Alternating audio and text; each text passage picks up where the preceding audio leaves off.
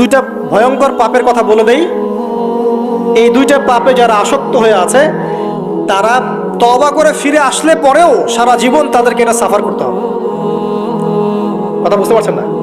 তওবা করে ফিরে এসেছেন মনে করেন, তারপরেও আপনাকে সারা জীবন এই পাপের ফলটা ভোগ করতে হবে।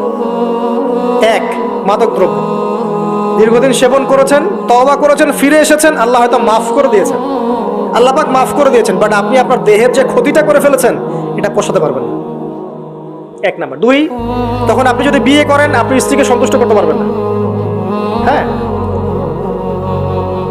দুই নাম্বার হচ্ছে এই যে গোপনে যুবকরা যে পাপটা করে, মাস্টারবেশন, যেটাকে আমরা বলি হস্তমৈথুন, এই পাপ যেসব যুবকরা করছে বা করে, এবং অ্যাভেলেবেল এই পাপটা সবাই করে, কারণ এখন পর্নের যুগ, পর্ন দেখলে তো আর কোনো উপায় নাই, তখন তো এই পথেই যেতে হচ্ছে, নিজের উপরে নিজেকে জুলুম করতে হচ্ছে। যারা হস্তমৈথুনে অভ্যস্ত হয়ে গেছে এরা যদি তওবা করে ফিরেও আসে, শরীরের যে ক্ষতিটা হয়েছে এটা পূরণ হবে না।